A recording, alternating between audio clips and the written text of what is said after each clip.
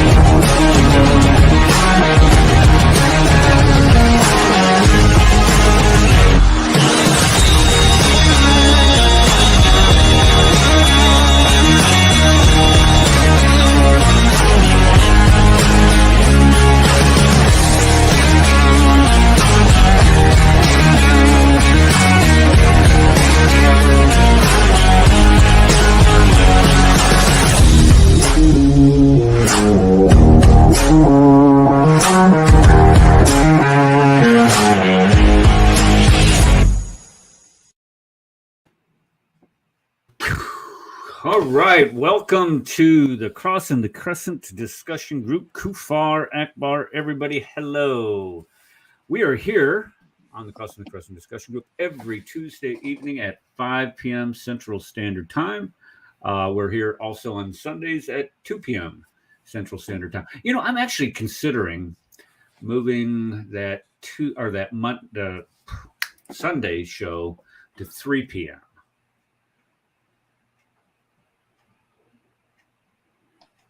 Okay. That would work. Okay. Well, I was at 3 p.m. I'm a little confused. Isn't it already at 3 p.m.?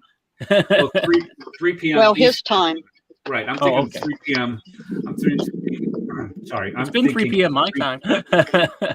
Well, so I'm thinking 3 p.m. my time. That would be 4 p.m. your time. Okay. The reason why I put it at 2 p.m. initially is because we were getting a lot of people initially when we started doing this on Sunday afternoons from the UK calling in. And we're getting the occasional yeah. I don't know where a boss is. What do you guess where a boss is? Is a boss from the UK also? And the reason why I did that is because I didn't want the excuse to say, well, it's 10 o'clock here in the UK. We can't stay up that late. And I get it, it's a work night. I got to go to work on Monday morning. No one wants to go to work on Monday morning. And so I thought, well, let's just do it at 2 o'clock, which would put it at 8 o'clock their time. And that would be really convenient. Well, we're not getting as many people participating from the UK anymore. So, but Dominic Shields comes, and I don't want to. I guess maybe I should ask him Sunday. Let's use Dominic as the guinea pig. You guys want to do that? We'll make him the. Find out what he thinks. Yeah. Yeah. See what he seems to think. Last night, I was in. Okay, Dr. J. Smith and Dr. Dan Janasic are teaching classes for Veritas University out in California. And this university, they have a course of study. They're teaching it at the master's and the doctorate level on Islam, Islamic apologetics. And last night's course, I had there was a guy there. His goes by the name of the Seasoned Apologist. So I'm going to plug his show. I told him I would plug his channel here. He's got over 9,000 subscribers. And I'm looking, let me just pull this up and see how many views he has on this particular. Okay. You think I would have been prepared for this? Doggone you. Let me see. Where are his videos? Here's a video of his. 100 views. Well, I guess he gets about the same number of views. Well, he gets 600, but he gets about 100, 150 views. You get the same number of views as that. that we get here. But if you can ever get over to the Seasoned Apologist, take a look at some of his work. The guy is just, he was just the nicest guy in the world. And we're, during the class, Dr. Janicic and Dr. Smith are sitting there, presenting, lecturing, and the students, we're sitting in the background private chatting with with each other back and forth, and they can't see it, so it reminds me of my days. Okay, so today we're going to talk about Christian persecution. It's a very broad topic, but it continues every single day in the world. Christian persecution, according to, and matter of fact, I'll just bring that up when I get to that newspaper article. First thing I want to do is I want to, you always want to provide a definition. Paul and I were having a great conversation at the beginning of the show about M238. What was that? M103. Okay, tell everybody what that is. In Canada, that is the attempt to legalize, or it's not exactly the right terminology. It is the attempt to make Islamophobia against the law, and they are not defining what that means. There are several different definitions. M103 actually has no standard definition. There was a long discussion while they were working on M103, but there is no true definition of the term. Okay, so if you're going to accuse somebody of Islamophobia, or you're going to be accused of Islamophobia, and there is a punishment that is involved, don't you think that you would want to know what the term meant? This is akin to apostasy. When we start saying, well, criticizing Muhammad is considered apostasy. Well, how is that apostasy? Well, they lead you right through it in the Reliance of the Traveler. I'm not going to pull it out and bore you guys to death with it. But if you look at the Sharia, to criticize Allah and Muhammad is considered apostasy, a form of apostasy. So if you're going, and if the apostasy is punishable, especially if it's punishable by death, you're going to want to know what that definition of that term is. And so this is when we were discussing at the beginning of the show. If you're going to be accused of Islamophobia, you'd want to know what the definition of Islamophobia is. But today we're going to be talking about persecution. So what I want to start off with is what is persecution and why we have Christian persecution today. So let me go ahead and share my screen here. And don't forget to tell me to click that box in the corner when I do that. Click that box in the corner. In the corner. There we go. Been there, done that, got that. Here we go. Okay, so this is, and I think I've done this before on this show, where I've discussed Christian persecution and used this slideshow before, because I did this when I taught a series at the church, at my church that I go to.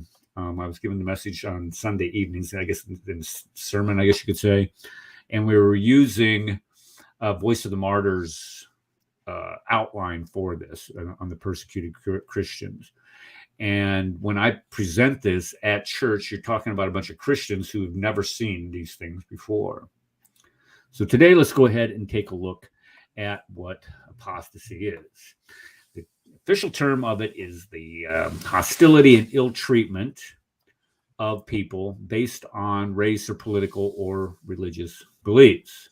So it's just the ill treatment of people is what you could consider persecution is, but it has to be directed at people based on race, political, or religious beliefs.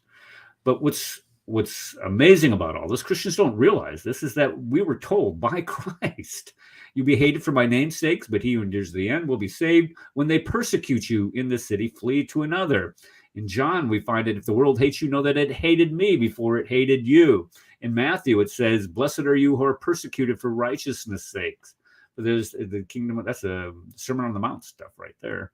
In John, again, they will put you out of the synagogues. The time is coming that whoever kills you will think that they offer God a service. Does that sound familiar? Well, hold on. Let me go back to it just to show you. Hold on. Let's go back to it. Hold on. Wait a minute. Whoever kills you will think that he offers God a service. Does that sound familiar? That I definitely thought that was sounds. part of Sharia. That they think it's okay. They say they're serving God by killing us Christians. Yeah, this when you kill an apostate, or if you kill. We were all over this on Kufar Phobia's channel last night, talking about weird hadith, but there are all kinds of hadith out there that call for violence against non-believers, and it's also in the Quran. Of course, 929, 9:5. There's 1:9, 1:11, I think, or something like that. It's just all over the place as far as persecuting or attacking or committing violence against people who don't believe. And we're gonna. I think I have those in here, as a matter of fact. So let me get in my last book. I put in an appendix A, which is where is hatred and violence in the Quran, and that's actually an excerpt I actually owe to Eric Rizzo, sharing that. I was just kind of mind blown there is just so much hatred and violence. Which book would that be by? That's the last one, The Cancer of Civilization. Okay. I'm wanting you to plug your book. Let's just. Yes, The Cancer, Civilization, Jihad. What the heck is going on here? All right, let's jump back over here. Okay, so we all know that persecution has always been with us, Christians. As of today, I just cut and pasted this Hamajama 15 minutes ago. There have been 40,834 attacks, Islamic attacks against non-believers or people that they don't believe the right way since September 11th, 2001. So in the last 20 or so years, 20 years, there's been over 40,000 attacks. It's incredible. But when we look at actually 21 years now, wow, well, almost 21, yeah, 20 and a half. Let's just split it in half. There yeah. Okay, here you have persecution. I mean, almost immediately after people started believing that Jesus Christ was indeed the Messiah, the Son of God, died for our sins on a cross, rose again on the third day, they started being persecuted for it, and it began with, of course, the death penalty was given to Stephen here in this picture, what we find here, but it was the Christians were put out of the synagogue initially for preaching a doctrine that wasn't consistent with what the Sadducees and the Pharisees said. Then Rome got into it. If you remember Rome and Nero, this is about 30 years after the fact. He's burning Christians, at the stake in his gardens and using them as candles, for crying out loud. And he wanted to have something. And the whole conspiracy goes is that he wanted to have a certain part of the city in order to build these lavish buildings for himself. And so he has it burned down and he blames the Christians. How convenient. But Christians were persecuted not only under Nero, but it was pretty much throughout the entire Roman Empire that they were persecuted.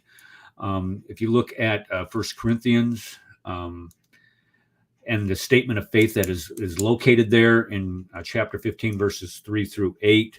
And I'm going to say this again. When you read 1 Corinthians, as a matter of fact, I'm going to read it for you because I want to make sure everybody understands what this says. Because it is thought by most scholarship today, number one, there's no serious scholar out there that will say that Paul didn't write this. Now, remember, Paul is an eyewitness to these events. Paul could have very well been an eyewitness to the crucifixion. Everybody wants to separate Paul from the initial Christians, which isn't true, because Paul was living contemporaneous with them, where in Jerusalem. So he would have been an eyewitness to a lot of these events. But when we look at chapter 15, verses 3-8, we got to remember that scholars are now placing this creed. This is a creed. It has been defined or been shown using textual criticism and analysis. When you look at it in the Greek, it sounds just like a creed would sound, something that is short, to the point, but and so people could memorize, because the majority of people at the time were illiterate. They couldn't read. So if you had short statements that people could read or people could, recite and recite what they believe and what the Christian faith is about, this was it. It's very similar to the Apostles' Creed. The Apostles' Creed is taught in in many Christian denominations. I know Lutherans do it. I know they recite it in Catholic. A lot of Methodist churches do. Right. Yeah, they do it in the Methodist Church. Yeah. Presbyterian churches. It doesn't matter. I believe in God the Father Almighty, maker of heaven and earth, and Jesus Christ, His only Son, our Lord. It's really not that long. Get a little looser. About 4 or 5 sentences at the most. Yeah. Jesus Christ, His only Son, our Lord, was conceived by the power of the Holy Spirit, born of the Virgin Mary, suffered under Pontius Pilate, was crucified, died, and was buried, rose again on the third day, according to the Scriptures, and ascended to heaven. He's seated at the right hand of God the Father Almighty. From then He shall come to judge the living and the dead. I believe in the Holy Catholic Church, the Holy Catholic Church, the community of saints, the forgiveness of sins, the resurrection of the body, the life everlasting. Amen. Man, I get a gold star for that one. I haven't repeated that, and I don't know how long. I know, isn't that weird? Because we don't, and I'm a Baptist now, and we don't. The Holy Catholic Church. Are you kidding me? We don't put that in our creed. They'd freak out if they had to say something like that. Not knowing that it just means the Universal Christian Church. No, that's all it meant at the time. Yes. Yeah, exactly. All right, so let's get back to what this creed says. Now, this creed is dated back. Most scholars, even Bart Ehrman, may Allah be pleased with him, even Bart Ehrman admits one thing. Number one, that this, for sure, there's no doubt that Paul wrote 1 Corinthians. There's no doubt. There's like 7 of the 13 epistles. There's unanimous agreement among scholarship that Paul did write them. Some of the other ones are like, 2 Timothy, we don't know. But this one, they know for sure. And here's what it says. For what I received, this is Paul speaking, what he received from who? From the apostles. I passed on to you as of first importance, that Christ died for our sins according to the Scriptures, that He was buried, that He was raised on the third day according to the Scriptures, and that He appeared to Cephas and then to the 12. After that, He appeared to more than 500 of the brothers and sisters at the same time. Most of them are still living, though some have fallen asleep. Then He appeared to James, and then to all the apostles, and then lastly appeared to me. Now, this was written within a year and a half of, some have actually dated it clear up to 6 months within the death of Christ. I don't know how they do that, but this is what scholarship is saying. So if you have something that close to that date, to that event being recited within the church, don't you think something like that might have happened? I don't know. But this is what the Christians, the early Christians, were persecuted for in their faith. They were persecuted for reciting this creed here, believing this creed, believing that Jesus Christ was the Son of God. Today, Christians are still persecuted across the globe for declaring that same faith in Jesus Christ. And it's done, they're killed at a rate of about 12 a day. Oh, I could have just read it right here. I guess I should have read my slideshow a little bit faster. Okay, so what drives someone to face this? Well, when we look at the persecution that went on in Rome, I mean, you had people being burned at the stake, being thrown to the lions, being whipped, flogged, sawn in half, all throughout the Roman Empire. And it didn't end, folks. This didn't end. This Christian, you got to think about this. This Christian persecution did not end until after Emperor Diocletian. Diocletian was, 303, 305, somewhere around there. Then you have Constantine. And then Constantine finally, this is so stupid. He gets sick and tired of, the Council of Nicaea, Constantine declared about, shut your piles. You don't have anything I do with what you're talking about.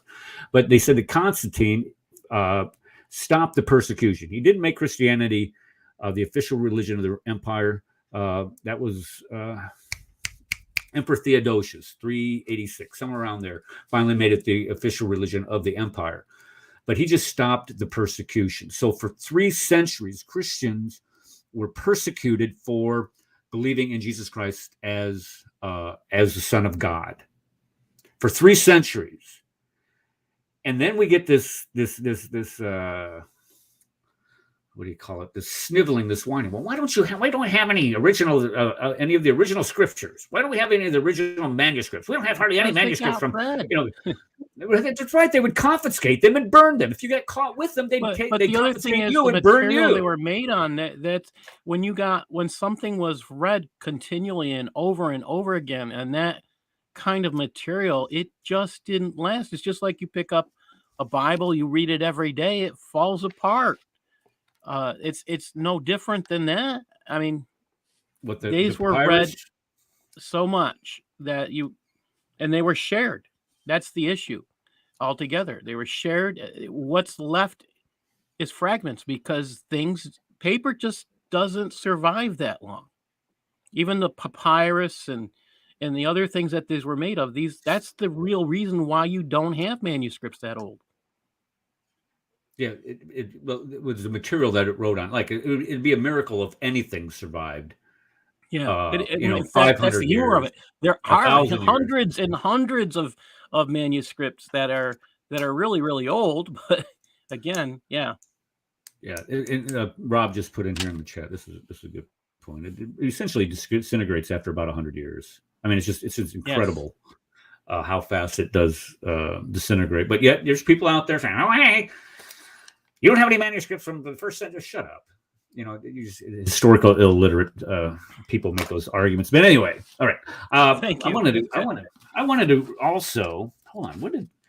I had that imam out of Houston come on the show, and he was talking about, I can prove to you that the early followers of Jesus didn't believe that he died on the cross. No, I'm just not. And he goes, you never guess where he goes to.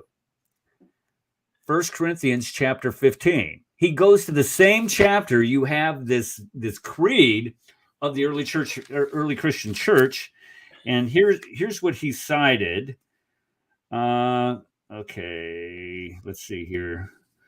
For at least these apostles, by the grace of God, they'll work harder than all, but whether that it is with them or whatever you preach, this is what you believed. But if it is preached that Christ has been raised from the dead, how can some of you say there is no resurrection of the dead? If there's no resurrection of the dead, then how can even Christ have been raised? And if Christ has not been raised, our preaching is useless, and so is our faith. More than that, we're found to be false witnesses about God, for we have testified about God that he raised Christ from the dead, but he did not raise him. In fact, the dead are not raised. If the dead are not raised, then Christ has not been raised either. And if Christ has not been raised, your faith is. So this is what he's reading to say that, look, the early church did not believe that he was crucified. That's not what that's saying. Cuts and pastes. He doesn't. Yeah, and that they read verses in isolation that someone cut and paste for them. Yeah, and that would make him a repeater, not a reader. Would that be about right? I think that would be about third grade. Right. We're back to third grade again. Yeah. Yes. There we go. Right our hi, own Connie. baptism. Yeah, hi. I'm at the store, but our own baptism proves Christ's death, burial, resurrection. Thank you. So that shuts their pie hole real quick. I agree. Yeah, just the process of baptism. If you think about, anyway, okay. I just wanted to point out that we do have an early creed, and this is what gave these Christians courage under the intense and immense persecution that they faced. And when we start talking about early, we're talking about within a year of the cross. And even today, the persecution continues. And it is brutal today. And it happens all over the globe. When we look at what happened with ISIS and the amount of killing, I mean, just the slaughtering that went on under ISIS. If you look at the churches that were burned, you had Christians killed. They were banning the practices of, something as simple as communion. They wouldn't let you serve wine, for example. You had people that were displaced, people that had to flee their home. Connie was sharing with us in the chat on our link in Instant Messenger some excerpts from a book that she's reading from a lady that was a Yazidi that was persecuted by ISIS. Okay. So when we look at the ultimate example of religious persecution in our lifetime, well, not our lifetime, I guess this is before our lifetime, and we would look at, of course, the Holocaust. And when we look at the Holocaust and teaching our kids the Holocaust in our schools and making sure that it's taught and it's taught properly. Oh, by the way, there was didn't we have like a Holocaust Remembrance Day the other day? Did you guys hear anything about this? Anybody? Because there was a special that was on the TV that kind of caught my ear, and they had a Holocaust survivor go in and talk to a bunch of high schoolers. This lady, and you know, when you start listening to some of these Holocaust survivors, I know she was like 3 or 4 years old. I mean, she was really young during the Holocaust. You think, well, how can you remember any of this? But this lady, I guess, was older than that. She probably have been 10, 15 years old. But she's talking to these kids, and one of the kids had the unmitigated gall to equate the Jewish Holocaust to the how do I word this, with what Black Lives Matter is trying to do today. He goes, I see it as similar as Black Lives Matter. I'm thinking, are you kidding me? Well, I mean, can't you guys just for once have some type of respect for something that you could genuinely classify as ethnic cleansing, as you know, you quantify what it was, a genocide. I mean, if you go back to the 90s, what was that? The Tutsis and the Hutus in what country was that? Uganda. Was it Uganda? It was one of the countries over there. Rwanda. Rwanda. There we go. Rwanda. You know, that's a genocide. I mean, that is a genuine, quantifiable genocide. And to say that, you know, it really angered me to hear some kid try to do this with what happened. But when we look at persecution in the past, this is the gold standard here of what religious persecution looks like. And this was, of course, the Jewish Holocaust, where the Jews initially are lined up in these pits and these groups here. These people were called Eisengruppen, these firing squads, and they would just shoot them into these pits, kill them, and then they would just fill it in, and they'd have a bunch of Jews come out and dig more pits. And for those of you who don't know, we would, in social studies in high school level, we teach these terms. Genocide, we teach Holocaust, and I never say that term correctly. We teach that particular group to the kids so they can write it in their essays. And they never really grasp it. If you want to read a really good book on the Holocaust, it's by a guy by the name of Martin Gilbert, I think his name was. I'm going to pull it up right now. This book is right. It's like right spot on. I mean, he takes you through the origins of it, and Martin. I feel like his name is Martin Gilbert. I don't know why that name sticks. I would take my kids through the Nuremberg laws, and we would do that long before we got there. But we started with Hitler's belief in the Ubermensch. And when I started doing that, I never had another child ask me why Hitler did this. What, like going to the Nuremberg laws? No, but starting with the Ubermensch, Nietzsche's Ubermensch. Okay. This book right here. This is if you want a book that's kind of the gold standard for describing what the Holocaust. It's a heavy lift. I mean, it's a long book. I admit that it's 500-600 pages, but it just. This is one of the first that I read on the Holocaust, and it was, but what we learned from this is what we should learn from this, that we should never, in any way, shape, or form, ever tolerate religious persecution again. And that's the point that I'm trying to make here tonight. We should never allow it. We should, under any circumstances, whether it would be, even if you can try to sometime associate the Palestinian struggle as a religious issue, even if it truly was a religious issue, which it's not, but if it was a religious issue, then we should condemn. We should absolutely condemn it. Any type of religious persecution we should condemn. Okay, can I say something very quickly here, gentlemen? I agree with Eric. Hey, George, oh, by the way, I sent you that email address. Yes, I saw that. Thank you so much. Okay, all right, good. And I will be speaking with him. So I agree with Eric that we should not tolerate religious persecution. Now, we need to make a distinction between religious persecution and criticism of religion.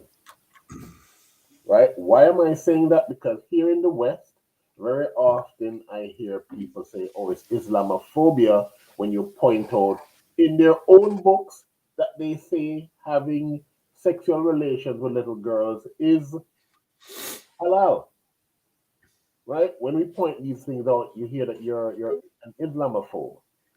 Again, I must be free to discuss ideas with you. Discussing ideas with you doesn't mean that I'm persecuting you. And we have to make that distinction, because very often the two issues are conflated by certain groups here in the West to try to silence criticism of Islam. Yeah, and I agree 100%. You're right. Here's the problem. You can criticize Christianity all day long, and it's not going to push me to the point where I'm going to want to come and cut your head off. It's not going to push me to the point where I'm going to come over and want to smack you in the face, or commit any type of violence against you, or any type of do anything to you that would hurt you, whether it's physically, socially, economic. No.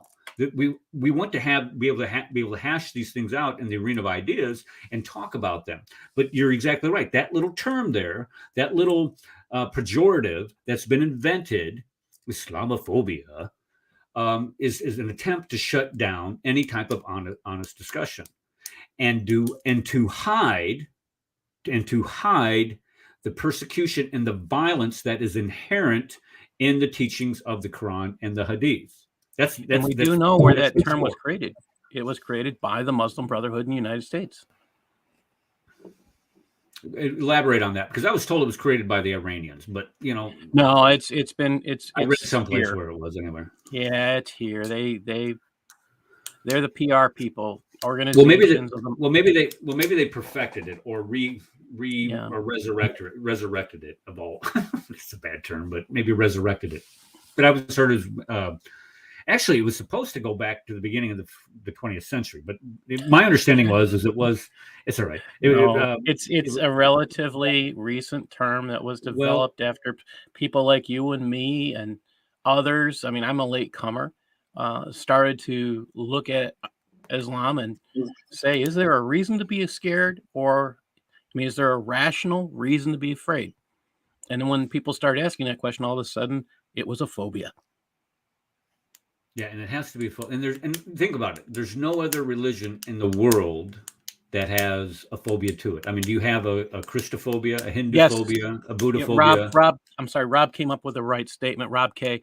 It is by the IIIT. That's the one group that I work on and expose when I get time.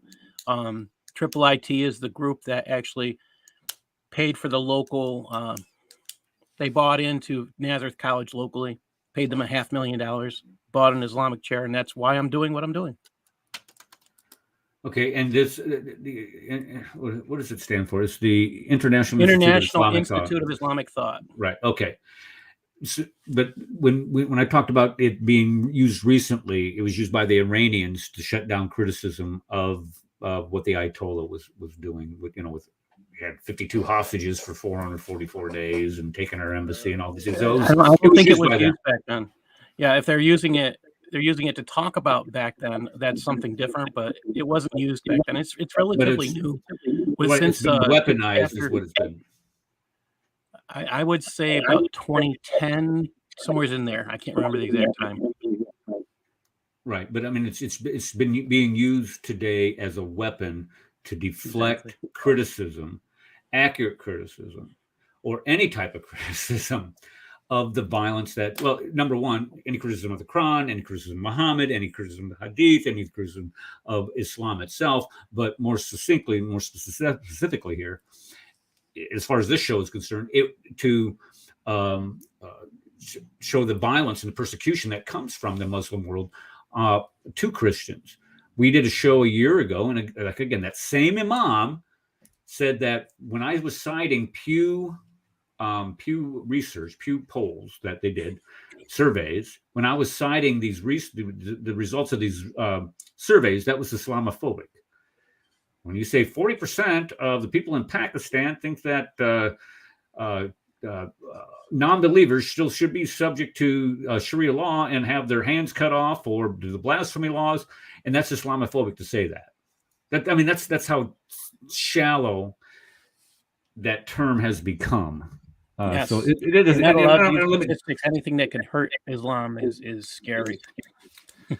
Right, and the thing is I would tell everybody in this audience, anybody listening to this, don't ever be intimidated by that term. Don't ever be afraid to speak out about this, regardless of what it costs you. Don't ever be afraid of being called one of these things, because this is used by a bunch of cowards, is what it is. Connie, it sounds like you're not at the supermarket. It sounds like you're at a club. Yeah, I am. You're not, anyway, I'm just kidding. Okay, let's jump back into the slideshow here. I'm never going to get through that. Golly, I got all kinds of things I want to do tonight. I got to get through this thing.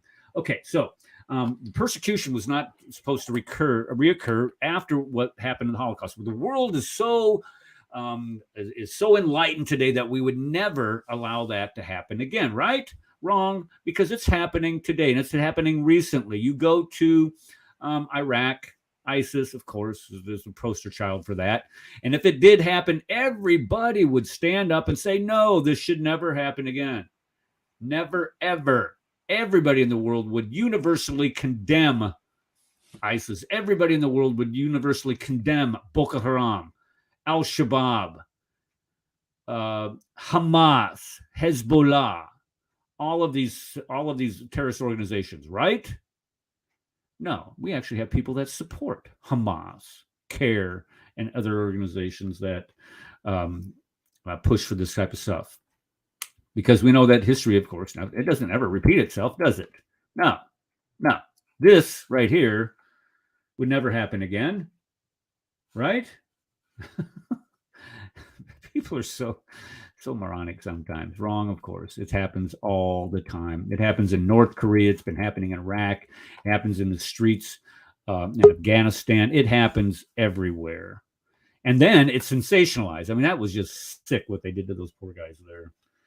You know, this guy, he has C4 tied around his neck. This is that poor Syrian bomber that they set him on fire, doused him with petrol, and then set him on fire and filmed it. These guys, they just roasted alive. But when we look at the type of persecution that's happening today, what is the purpose of it? It's to terrify you. It's to keep you silent. It's to keep you from speaking out. I'm going to have to call them back. Sorry. It's to keep you from speaking out. And it's been effective. A lot of people cower in the corner because of this. I mean, look at our country itself. Our country itself right here.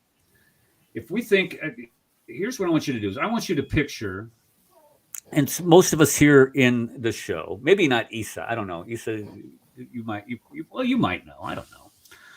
But I want you to think of what was our country like prior to 9/11, as far as going to blissfully ignorant. Maybe, but I'm just talking about security-wise. You know, we didn't have a care in the world. We'd go to the airport. You could actually walk down the concourse to the plane's gate. Yeah, I did that. And you're right, and usher somebody down the plane, or be waiting there when they got off of the plane at the gate. Yeah, we did it all the time. Today? Yeah, could you do that today? You're not even allowed past point B, or Yeah, No, you you're get not. in. Yeah, You can't go to the concourse. no, you You can can't. just go to the baggage area. That's it. Yeah. So when we think of the TSA, we got the TSA. We got to go through them today. I mean, look at these concrete barriers here. Why do we have concrete barriers there? Because people wanted to see shrubbery right here in the middle of this walkway? No, we have concrete barriers here because jihadis are renting motor vehicles and running people over, screaming Allah Akbar. This is the Eiffel Tower. It has 2-inch bulletproof glass surrounding it. Why? So some Allah Akbaring jihadi doesn't attack people waiting in line to go see the Eiffel Tower. You go to the TSA. They've thwarted numerous plans for this too, so it's not without its merit. Yeah, and I agree that you need additional. But the thing is that we need additional security today. Yeah. Why? Well, it's not because the some Christians. Buddhists. No, or it's not because Not some because of the Buddhists want to Jews, stick not their- because of the Hindus.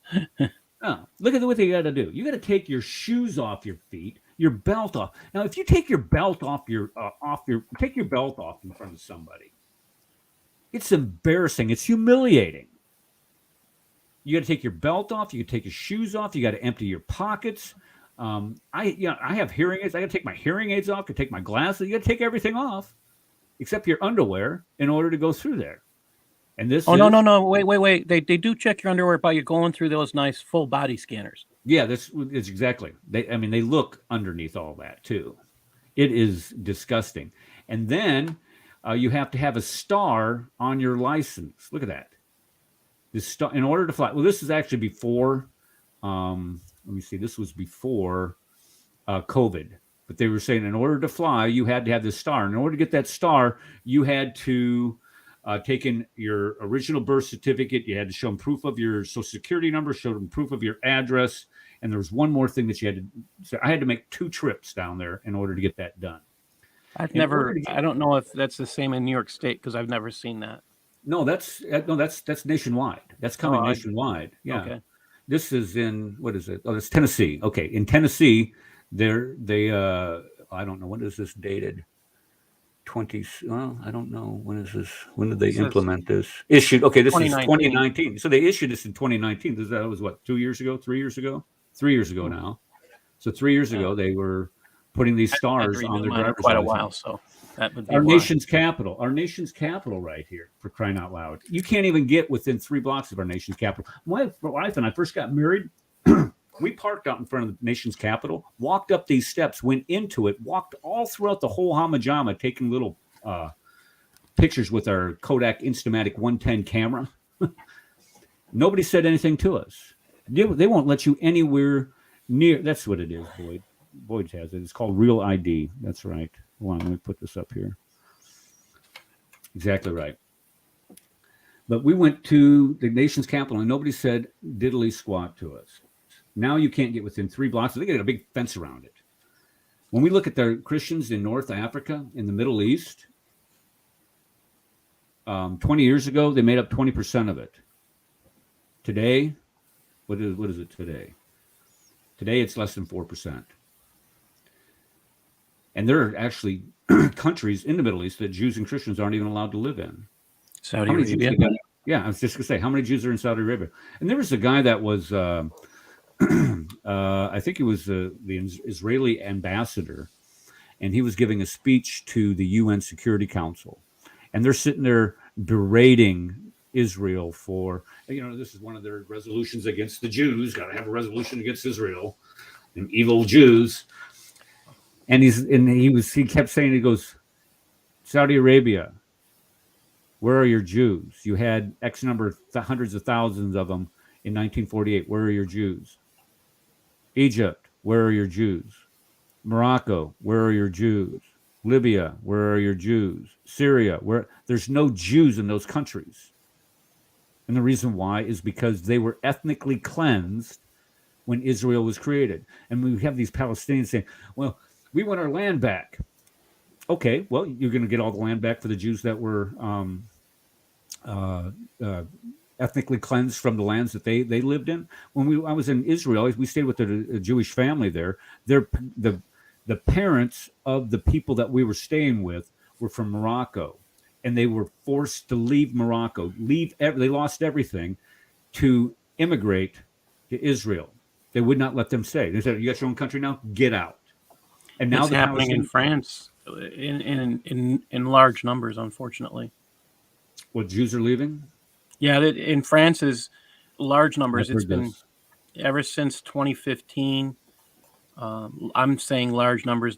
When I was there in 2016, the imam who was the rabbi who was over the area told us, we asked him if he felt safe, and he says, "Well, I feel safe because my family is now in Israel."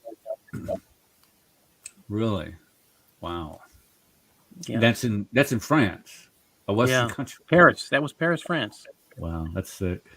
That is sick as the day is long.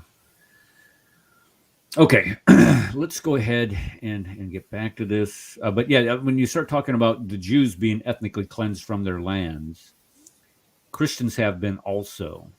So when we talk about North Africa in the Middle East, where are they? They're gone. And why did they leave? The reason why they left is because they were persecuted. You persecute people long enough, they're going to leave. And they did. Look at Bethlehem's a great example. In 1948, the population in Bethlehem was 80%. Christian population was 80%. Today, it's less than 12%. That's purposeful, folks. It's crazy. Turkey, oh my gosh. Turkey, 1914, the Christian population was 20%. Then after the Armenian genocide, 2021, that population is down to 0.2%. And here's what they do. They burn your churches, like they're doing in Nigeria, like they're doing in Egypt, like they've done in Iraq, like they're doing in Syria. If you're a business, the way that you earn your income, that is destroyed and your property is confiscated. This sounds like what the Nazis did to the Jews. Oh my goodness. It's the same thing. Or you can be forced to convert or die. And then you have girls being sold into slavery or forced to convert into marriages. These girls that aren't wearing veils in these countries, acid is thrown on your face. And then if you are born a Muslim, meaning that your dad is a Muslim, and you convert out from Islam, the apostasy laws apply. And we were talking about that under the Sharia with the punishment for apostasy. And we were also quoted what Yusuf al-Qaradawi, well, we're going to quote what Yusuf al-Qaradawi says about the apostasy laws. And if you don't do this under the Sharia, in some countries, you have to pay the jizya, which is that capitation tax that Jews and Christians have to pay in order to have the privilege to live amongst the Muslim majority population. And if you don't pay it, it's like the mob. They kill you. Okay, so why do they persecute Christians? Well, Christians are what they call infidels. We are infidels. Infidel is a non-Muslim. And therefore, non-Muslims are inferior. And they get their charging orders from the last chapter of the Quran, which abrogates every other verse of peace that we have in the Quran. And then also we get it from the Pact of Omar, which builds on 929, where you shall not build in your cities monasteries, churches, or repair them. Look at that. Or repair them. Look at that. You can't even repair it. John Isaac has mentioned that a couple times before on our show. And then you shall give board and lodging to all Muslims who pass through your way for 3 days. Oopsie, sorry. There we go. And then you cannot manifest your religion publicly, meaning that you cannot wear a cross. You cannot convert anybody to Christianity from Islam. And you cannot prevent your kin. If they want to convert to Islam, you can't prevent them from doing it. You have to show respect to the Muslim. Look at this. Rosa Parks. Hey, rise from your seat when they wish to sit. I wonder how well that'd go over today in the United States. And you have to, oh my gosh, let me get this off of here. I'm sorry, folks. But there we go. All right. You shall not speak as they do, shall not adopt their names. I don't want to have a name like Yabba Dabba Doo or anything like that. So that's not a biggie for me. You shall not own weapons. Look at there. Second Amendment munch. You cannot sell wine for, let's say, you want to have communion. Nope, can't have communion. You have to shave the front of your head. So some of us, that's not a problem. You're already losing your hair, but you have to do it here. You can't use there were clappers. And I wondered what that was when I was reading this, but it was a way that they would use their to sing hymns in the churches. They would use these. Oh, that was because church bells were not allowed. I'm talking about is when you sing songs and worship. Yeah, these were noisemakers. They call people to the church, basically, is what my understanding was, and that was because the church bells were forbidden. Okay. Well, it says right here, use people to call to worship. Okay. Well, I was thinking they were used to. I'm just saying what I read was they used it as part of worship when they were singing. Do what? Use it as part of worship when they were singing. Kind of like if you get spoons, you ever hear somebody play the spoons. I guess that's a bad analogy, but anyway. Okay, you should not raise your voices when your dead die. Can't do that. No mourning around the Muslims, or you can't bury your dead near the Muslims. Can't have Not that. yet. It's coming now. It'll be next month sometime. And you can't. There are actual discussions here in the United States on that already, so it's not a surprise. On what? Where you can't bury a Jew or a non-Muslim in a Muslim graveyard. So we're having segregated cemeteries now. Yep. Yeah, that's what's his name? Umar. Okay, the Caliph Umar, the one that brought them. Somebody's. What I got an echo? Okay. Are you in the bathroom or something or what? No, I'm not taking my shower. Anyway, I gotta fix that, but real quick, the Caliph Umar, the one that brought them their Quran, they so much that he converted to Judaism after his death because they buried him in the Muslim cemetery. Just to let you know. Say that one more time. They did what to him after his death? The Caliph Umar, they converted him to Judaism and they buried him in the Jewish cemetery. Who converted him to Judaism? The Muslims who killed him. Red, you're echoing so much it's hard for us to understand. Oh, I think he's at a birthday party or something, or that's what he said he was going to be tonight. He said he couldn't get out of it. I got to go, man. I'm sorry. It's all right.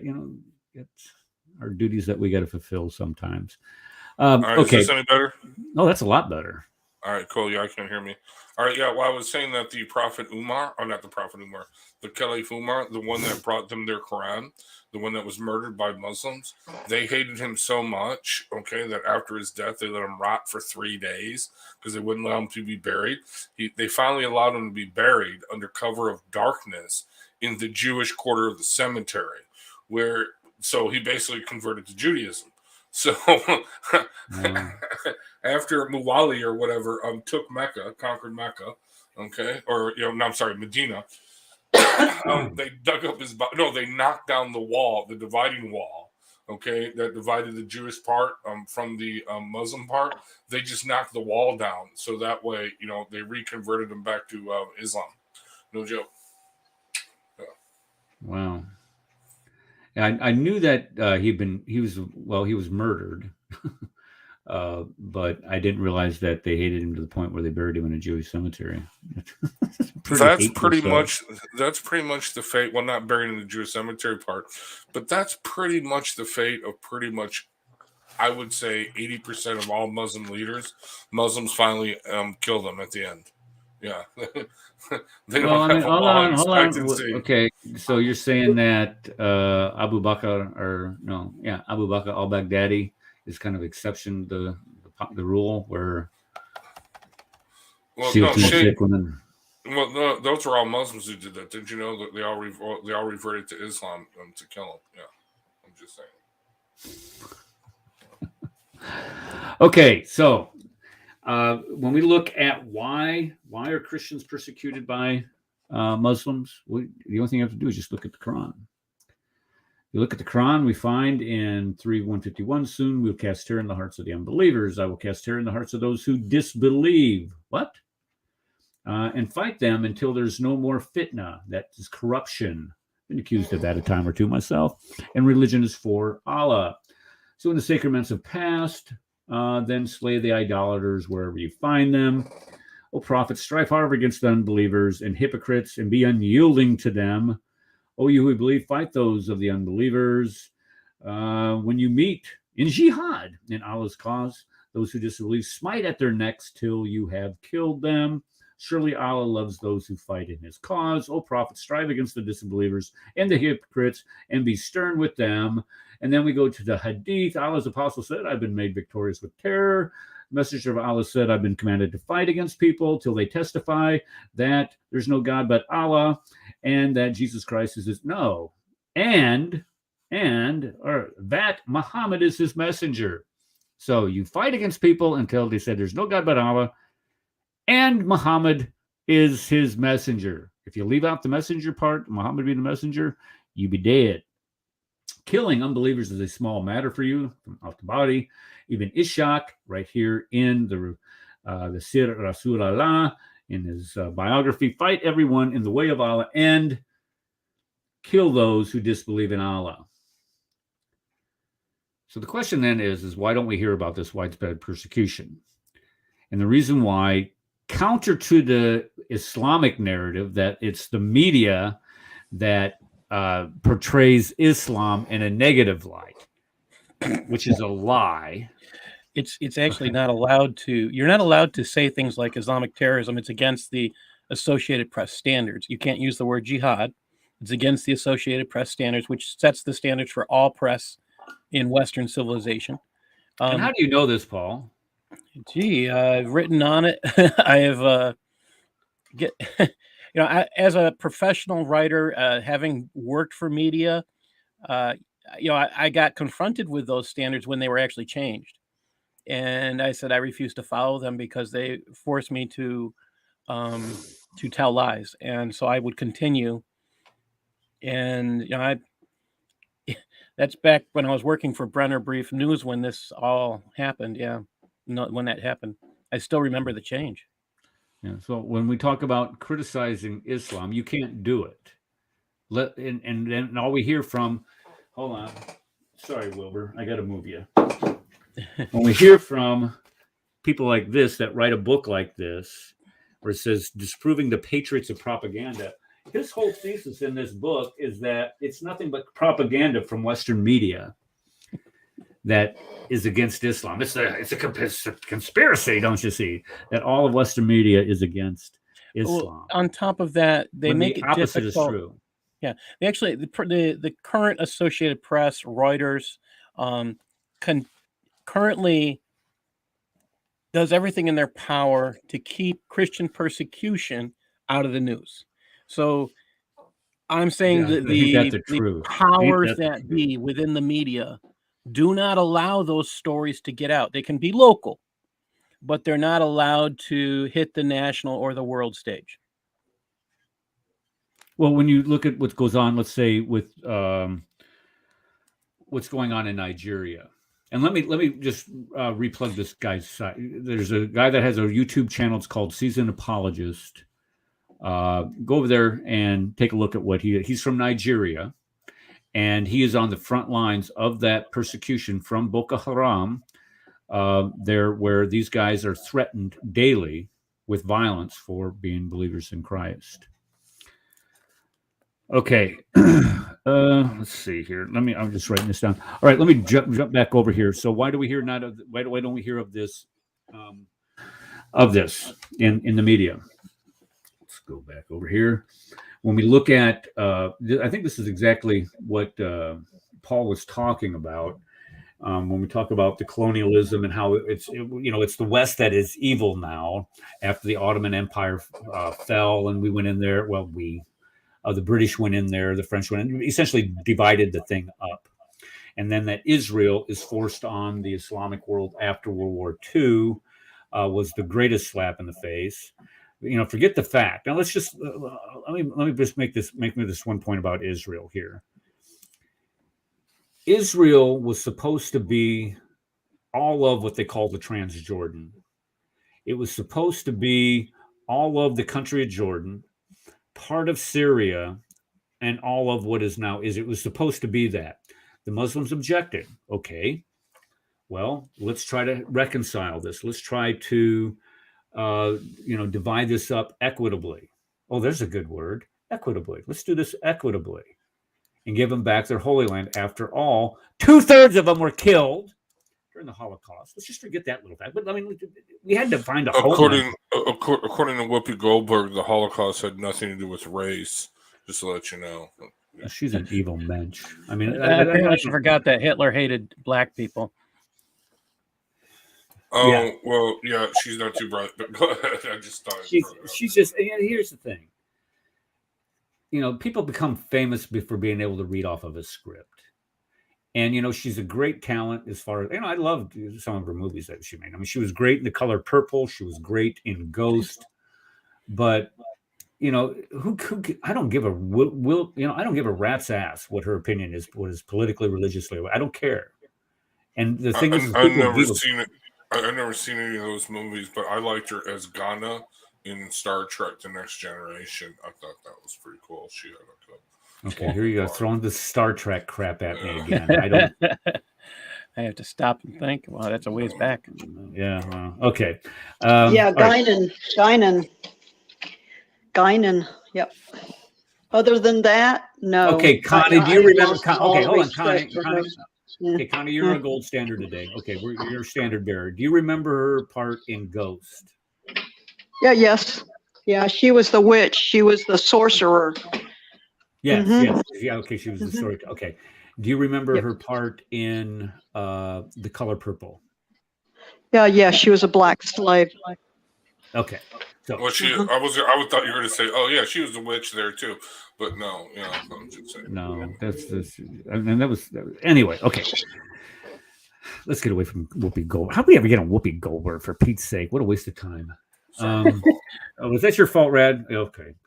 All right. So when we look at Israel is, of course, if you look at Israel, I mean, the day they are founded, they are attacked by 7 Islamic nations. And these Islamic nations, as they're going into Israel, are telling the Palestinians, the supposed people of Palestine, which were never a people under the Ottoman Empire, but let's just forget that little fact, that if you guys leave, we're going to push the Jews into the sea, and then you can get their land when you come back into land. Well, it never worked out for them because they got their butts handed to them. But when you look at it now, since Israel is such a strong country and no Islamic nation on the planet can take them over, invade their land, or harm them, they feel humiliated. Why? Because for centuries, they had been humiliating Jews. If you remember what Muhammad did to the 3 tribes in Medina, he ethnically cleansed them. They were all gone within 2 years of his little prophethood there, quote unquote. He hated the Jews. Now, when you look at this, even though they're a tiny minority, what was I saying here? Despite the fact that Muslims are a majority, they always persecuting minority. Okay, they've always been persecuting minority religions, regardless of where they are. Am I done? That's it. There we go, man. That was. And most of them still are. The very existence under of corrupted the Jew, government. Yeah. Okay, Connie, make that. Okay, let Connie make that. I didn't hear you, Connie. What were you saying? I'm sorry, Paul, for stepping on you, but. Yeah, and most are under a corrupted government. There still are. They're still killing. Yeah, especially in Africa right now. Yeah. Many of the countries in Africa, El Shabaab. What's the one that's in Somalia? What's that? Is that El Shabaab in Somalia? There's 2 or 3 in Somalia. I can't think of them all right now. Okay. El Shabaab, I think, is also there. Yeah.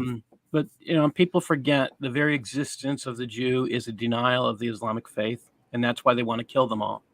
They want to be able to say they are correct in what they say. But again, anybody who actually reads the Quran will sit there and laugh and giggle, and if you actually read it straight through, not picking verses here and there. I don't know what else to tell you because it's nonsensical, most of it, unfortunately. Well, how do you, I'm sure many of us have read it straight through. I've read it straight through a couple times, and it's just weird.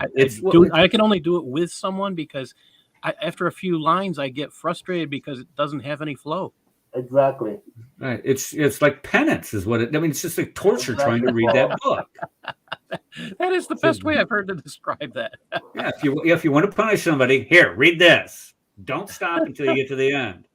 They come back. Oh, I'm the worst person for it. Guys, you mentioned about Al-Shabaab in Tanzania and Kenya, and I just want to remind us about the attack at Garissa University College on April 2, 2015, where Oh yeah, where in Kenya. Yes, You're in Kenya, right? Yes, absolutely. Okay. Where they attacked the university, and it says that one of the spokesmen for the group said regarding the situation, when our men arrived. Now, this is one of their people speaking. When our men arrived, they released the Muslims, but were holding Christians hostage. The mission is to kill those who are against the Shabab, and that Kenya is at war with Somalia and a number of other issues. Ultimately, it said, one of the witnesses said they were shooting the Christian students on the spot. They were shooting the Christian kids on the spot. Oh, and notice they attacked a university. They attacked a university. And guess what? And that university, it symbolizes many things because there were males and females there. It's a seat of learning. And guess what? Their plan worked, because after that massacre where 178 people died, the university closed down because none of the students who survived wanted to go back there. Would you? Classes are back on, guys. Come on back. The point I'm making is that they attacked a seat of learning and they achieved their objective to have it closed down. Yeah. Now, wasn't this the same? Okay, so maybe I'm getting this confused, because I remember there was the attack on the university, but wasn't there like an attack on a mall there where they were going That's a separate incident. It was a separate incident. Okay. Yeah, because they were making the people recite the Shahada or recite. Well, no, they're making them recite the first surah, and then the Shahada too. But they are also, one of the things they continue to do is ask people to read, to state from memory Surah 1. Right, and okay. then What's if you that called? can't do that, Al-Fatiha? they shoot you or kill you in some other means, usually by cutting your throat. Yeah. Well, ISIS would ask, like, what is the Prophet Muhammad's mother's name? Well, Amina, right? But then they would ask how many rakas in a prayer, or how many knee bendings in a prayer, and that's something that differs per each Muslim sect. Really, it does. Yes. Okay. And even if they got it correct, they would still add another bending, because you got to bow when you enter into the mosque. You know what I mean? I mean, seriously, they would just arbitrarily draw up stuff, and just to kill other Muslims. And this is why I say to Muslims who deny the existence of ISIS, or deny the existence of Al Qaeda, or deny the existence, say no, they're not Muslims. I'm like, really? Then why aren't you standing up and fighting them? Because they will kill you first before they come and kill us. You know what I mean? But instead, in their denial, they actually defend them. They apologize for them. You know what I mean? And one other thing, seriously, the only difference, between so let me put, the only difference between a so-called moderate Muslim who knows his religion, in other words, who doesn't deny the age of Aisha was 9 when she got when Muhammad kicked boots with her. You know what I mean? Okay, I mean a serious practicing, devoutly religious Muslim who studies his scriptures, and knows his religion. Very peaceful person, living in the United States, living in the West, whatever. The only difference between that Muslim and an ISIS Muslim, or an Al Qaeda Muslim, or a Taliban Muslim, is that they want to do to you sometime in the future what ISIS Muslims is doing to you today. Okay? They're the kind of, don't worry, we're going to kill and persecute you later. Whereas ISIS Muslims saying, no, we're doing that today.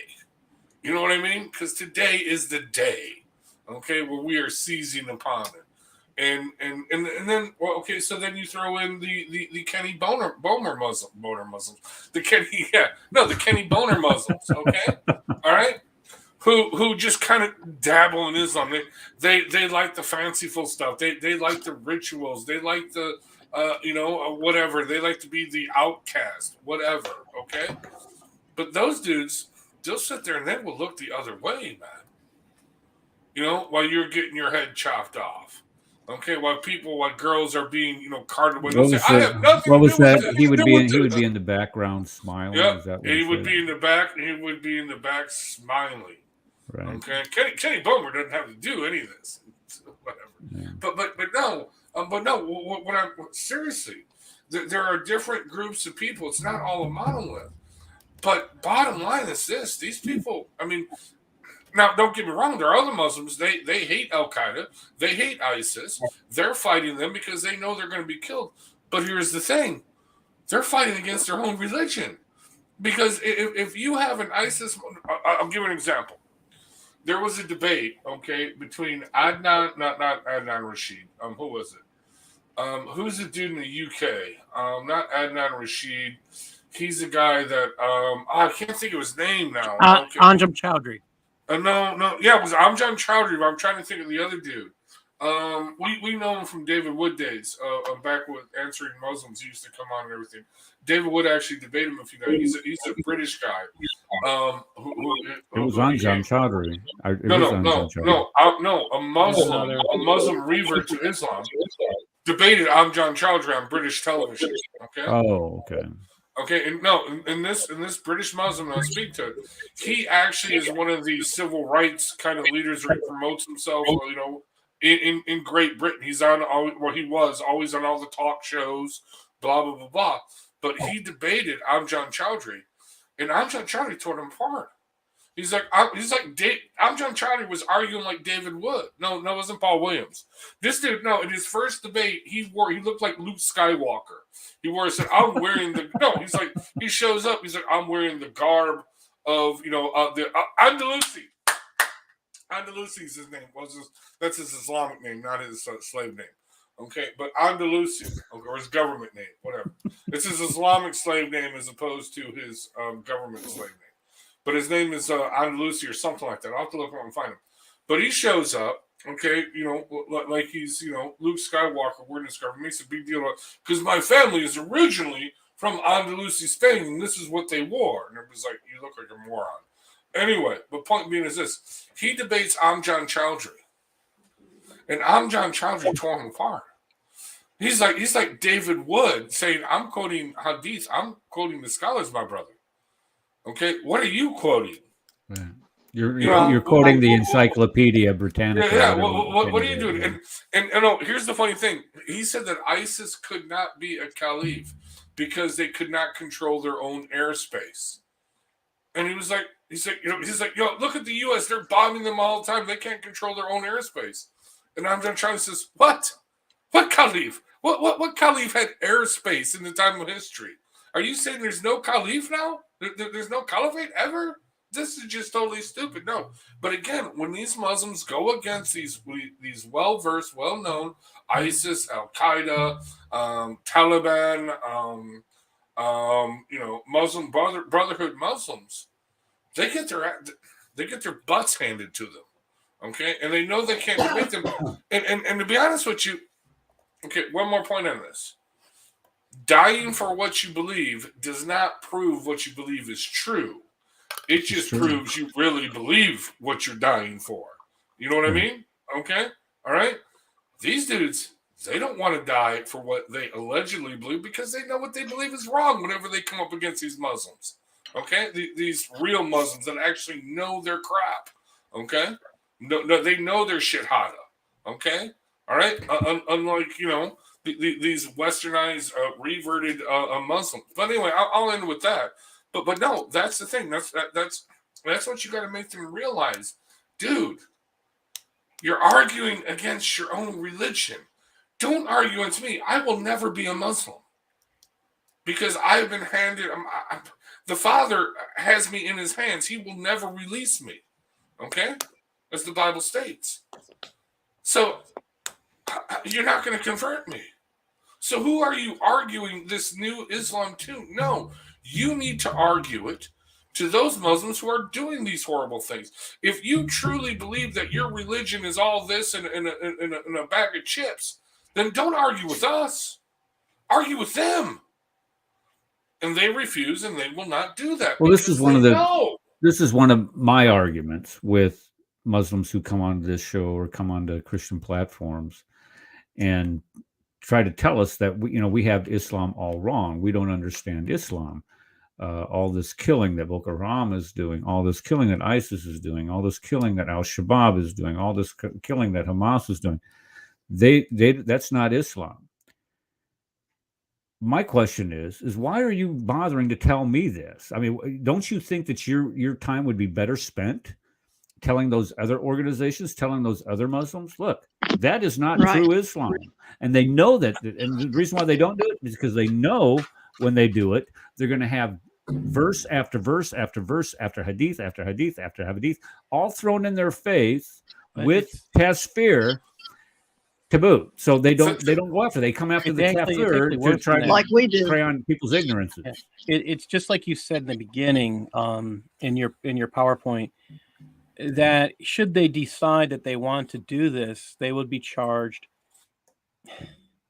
with shirk, or they are apostates now when they start to argue back, and by doing that they risk their life, and that is the reason why they won't. It is the number one reason why they will never try. Yeah, case in point, Kenny's saying that they have ample evidence that Aisha was not 9 years old. They would have thrown him under the bus as an apostate right there. Yeah. It's not right even there a and question. then. Well, no. So here's the thing. Think about this, guys. Think about this. We have Christian missionaries that go out into the most godforsaken places of the world, okay, to convert Christians. We also, if you're the Protestant faith, we also have Christian missionaries that go to Italy, okay, that go to Germany, that go to I shouldn't say Germany so much, but they go to Italy. Seriously, there are Protestant missionaries who are going to Italy. France. That would be They go to France. in France, okay, and other places, okay, to convert Catholics to Protestantism. Why are there no modern day westernized Muslim missionaries going to Saudi Arabia to convert them to the true Islam? Why aren't they going to Egypt? Why aren't they going to ISIS land or you know what I mean? Why aren't they doing that? Because they know that what they're saying is total and complete bull bleep. I'm trying to keep it G, but you know what I mean? They're trying to deceive people. Exactly. Yeah. Dude, you know what we gotta do? We gotta do the Dawa guy. I gotta find his lecture video. You ever see the Dawa guy? No, seriously, he does this thing where he's giving a lecture on Dawa, okay, in an actual mosque, and how to do Dawa. He's the Dawa street guy in London, Kilbourne Street, I believe. And he actually says, this is what we tell the Christians. And then you can hear them groan. He's like, no, I know, brother, that's wrong. But we don't have to tell them that now. We tell them later after they convert. But anyway, go ahead. I'm sorry. Go ahead. Oh, I've lost my train of thought. I'm sorry. Well, I was just to say that it's so true. It's because it says that what I was asking is why don't they? We said, well, why don't they go to the Muslims and tell all these other groups that they're wrong? Paul, this is go ahead. Yeah, this is the Zudi Jossers, the quote imaginary moderates. I say imaginary because they claim they are moderate, yet they want to rewrite history. They want to rewrite the Quran, but they won't say that to the Muslims. They want things to go away that exist in the Quran, that exist in the Hadith. In fact, when you speak to them, they will deny some of the things that actually exist until you read it to them. And then the humor is they know it's there and they just don't want anyone else to know. We had Well, we know. Judy Josser We on know. our network, and he was on Vito's show, Yeah. and I they asked remember him that. questions, and it proves that he was not being upfront. I think Gotti Wait. got on there and asked him something. It was amazing. Sorry to interrupt you, Paul, but I just noticed that the Imam is here. He just said it's 2:17 a.m. in Israel. Don't you mean Palestine, dude? Don't you mean Palestine? Oh, Now you're in Israel? hold on. Look at that. Oh. If you send me the link, I will join the platform. Yeah, I'll send you the link. But the first thing you need to do is, number one, apologize for what you've done to me. Number two, you're going to address me as Dr. Smith. And number three, you're going to apologize to everybody else in the panel. If you're ready to do that, let me know, and I'll send you the link. Yeah. Apologize to me for I'll probably- slandering I'll probably you for 3 keep- hours. Yeah, exactly. Not Connie. just slandering you, but also Yeah. Call me Miss Connie too. Didn't he get your channel removed or whatever? Oh yeah, for like 4 months now. And he thinks, oh, wow, you send me the link, I'll come on your show. Well, I'll put you in the backstage and then sit there and criticize you for like 10 minutes. And then I'll bring you on and let you say 2 words and I'll cut you off. Kind of like what you do to everybody else. No chance. No, he was actually I fair don't to me. Not the last time. The time before. No, that was nice. come on. No, You knew no, going no. into that, Rad, that you were not Well, going no. to every name in the book he called you, and then he didn't No, even yeah, let you ask you no. questions. The last time I triggered him right away, and I admit that I should have asked softer questions because he got triggered. If But it there was wasn't just such so quality much, I was just entertainment, like, you know, yeah, we would leave him alone. But it's just. But too no, funny. the time before that, we actually, I thought we had a good conversation. It was heated, but then I didn't. That was the time where I went out and I took a shower. I took a shihada. I went and got something to eat at Burger King. Literally, I did. I went and got a pack of smokes and a 6-pack of beer, and I come back and he's still talking. He's still reading from his book. I'm like, dude, really? Dude, no, seriously. I'm in the Burger King drive-thru ordering my Whopper with cheese and bacon. It's part of my diet plan. But anyway, my doctor thinks I'm crazy. But anyway, no, I'm sitting there and he's still talking about his book. I'm like, oh, okay, whatever. Then I go and I jump in the shower. You know, well, actually, before I went to the Burger King, I jumped in the shower and I put my earbuds back in. I'm like, he's still talking? And then I went out. Seriously, it was like 4 hours, Kenny. You just read from your book for 4 hours, dude. I don't know why you guys waste your time with him. I still remember to retain what you said. Anyway. But no, I thought I get it. You know, because you want to counter. I get it. You want to engage, but no, I'm not. I called in. I called in too about 3 weeks ago, and I said, "Hey, Kenny, this is Connie." "Oh no, you're not allowed to talk to here," and he kicked me out. Do you remember Kenny in the 3 years when he used to join our live streams? Okay, for 3 years, Kenny would join off and on, blah blah blah. He said, "Dude, Eric would." Eric would piss us all off because Eric would let him speak for like 10, 15 minutes. Okay, wait, hold on, Paul. I'm gonna Kenny you. Okay, you're rude. How dare you interrupt me? Anyway, but no, over and over again. But no, and then Kenny would say, "Any of you guys come to my show, I'll let you talk all you want. You can come to my show, my live stream, dude." I tried that. It lasted 5 minutes the first time. I'm like, okay, screw this. Never went back, and then. Recently, no, I'm seriously. All right, dude, let's just. You triggered Kenny, man. Sorry, the guys are wasting time. So, all right. No, I don't believe in giving up on anybody. There's a lot of admirable stuff about Kenny, and I mean this sincerely. He wrote a freaking book, dude. I haven't written a book, but Paul has written a book. Paul's written 4. Paul's written a book, but Paul more than that, but yeah. actually wrote books. I haven't done that. Okay. All right. I'm sorry, but no, right? That takes discipline to do that. That was a horrible, crappy book. It was so horrible and crappy that he did it again. And then actually said in the second edition that Abraham Lincoln, not even the chapter, the introduction, Abraham Lincoln and Teddy Roosevelt were slave owners. Are you freaking kidding me, dude? Not anyone. From Kenny, seriously, think about this. I'm sorry to go off on a rant here.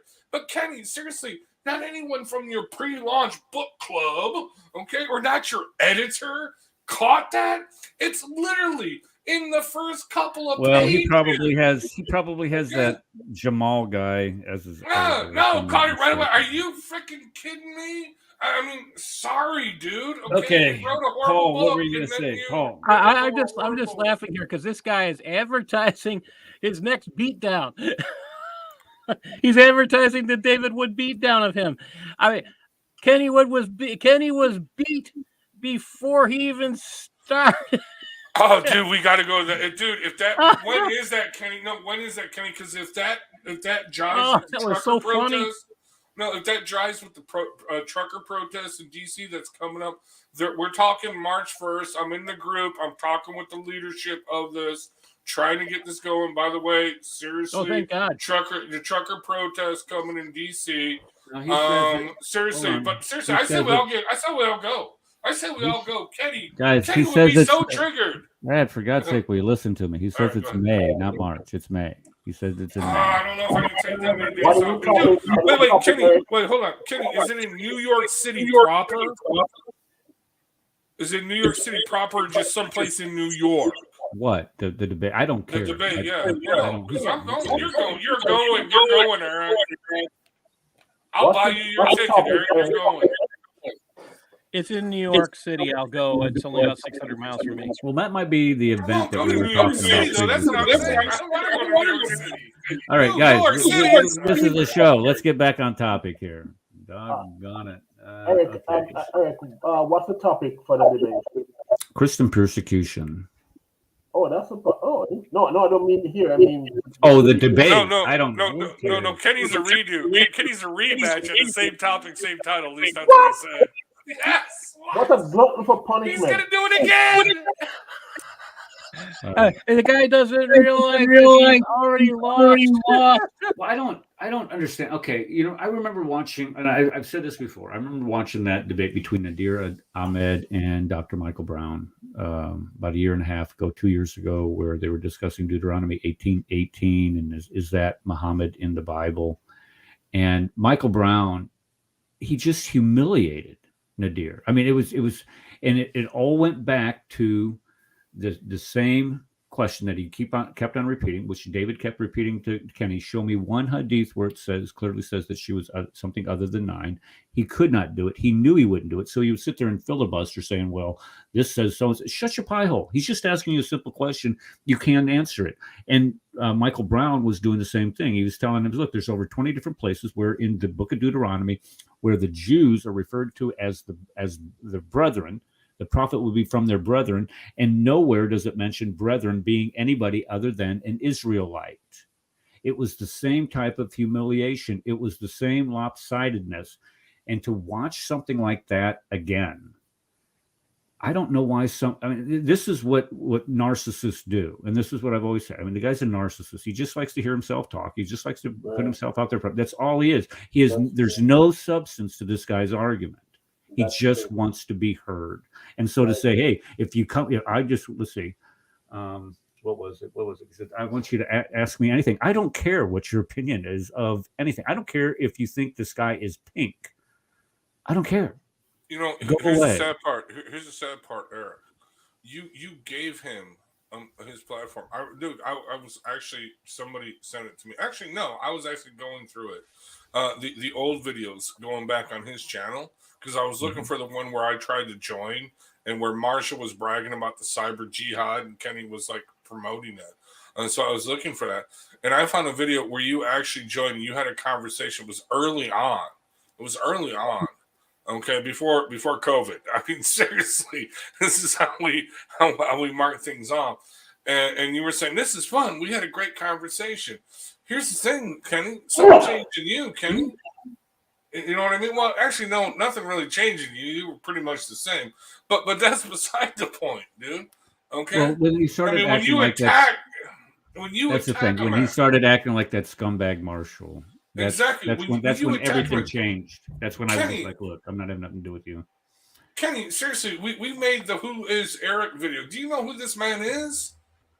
This man is a retired Army attached Special Forces. Okay, 87, all airborne. Okay, assault. Okay, no, don't even get me started. Okay, on this stuff. Let's not. You were the 82nd. So was my father-in-law.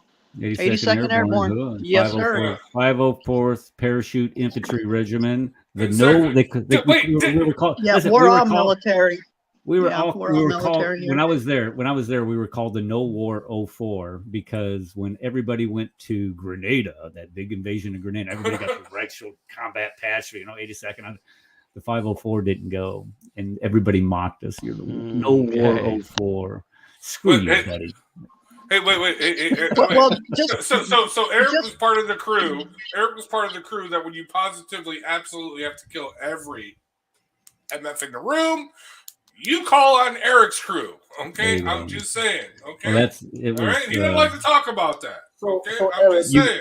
Eric, Okay, forgive me. But wait, hold on, Kenny.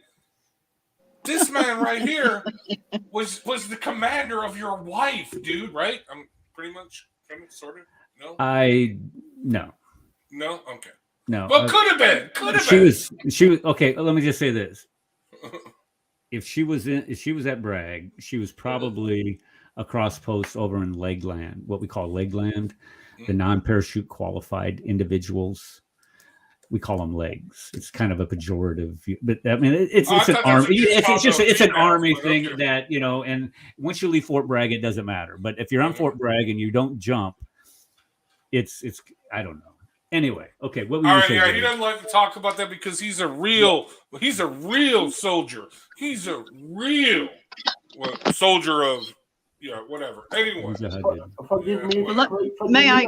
Sorry, I'm done. I just said to you. George goes, and then Connie, I'll let. Okay, Connie, go ahead. No, George, please. I'll go after George.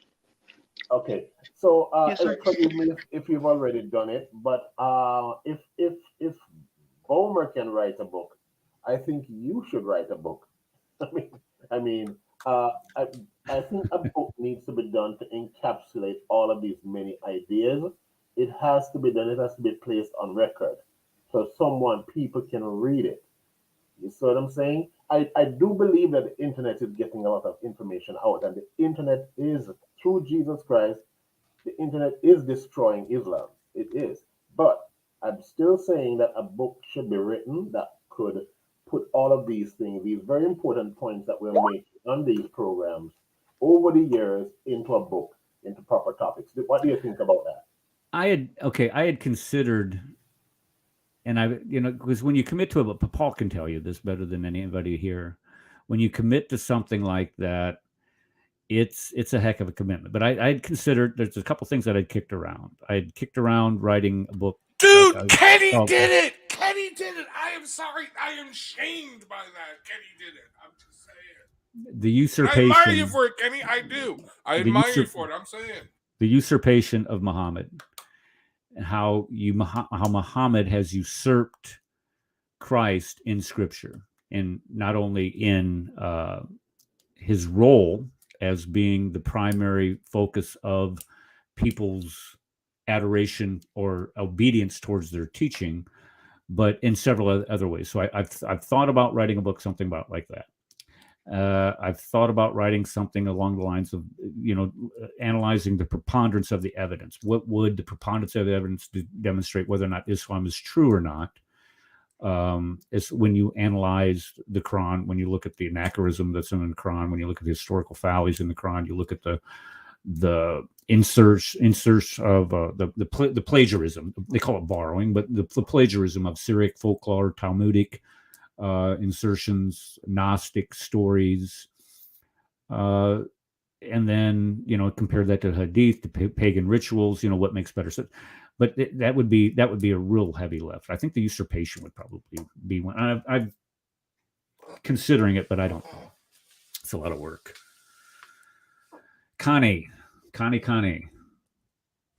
Did she leave us? Yeah. Just to clarify what I said is, in my family, most of the males are all ex-military. I was an army brat born in Germany, raised by my sergeant father. We lived in almost every state other than Alaska, because my dad was in the military. Yeah. So I was pretty much raised in it, through my father. Ever at Fort Hood, Texas? My sister was born in Fort Hood. She was born in Fort Hood. Let's see. I'm trying to think. Let's see. There's all kinds of forts all over the place. Fort Drum, New York. Fort Carson, Colorado. Fort Fort Lewis, Washington, but then there was In- Fort Ord, California. I mean, you go back and they've closed a lot of these bases today. Yeah, in 1965 there was a blackout. I was there as a baby, as a little infant, Where, a newborn actually. 1965, the New York blackout. There's many of them. I was there. Which one in New York? There was Fort. What's the one in New York City, Paul? Do you know what the Army fort? There was one, not Gillum. Fort. I can't remember, but there was. I wouldn't know. Okay, well, I had a friend never allowed in. my best friend when I was when I first went in the Army, it was a guy by the name of, I'm not going to mention his name. Be careful here, but he was from Long Island, and this is when rap music was just first coming out.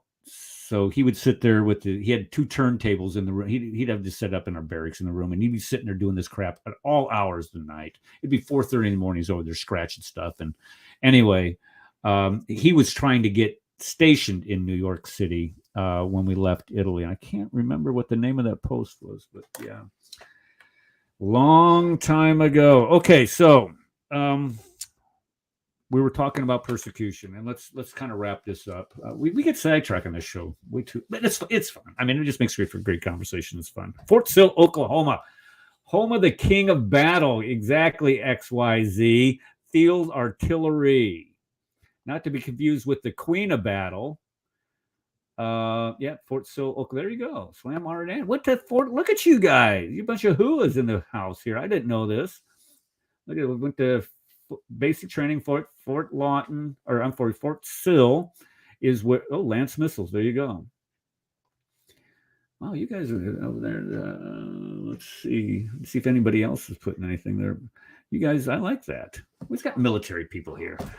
Okay. See your symphony? That's your symphony, Eric.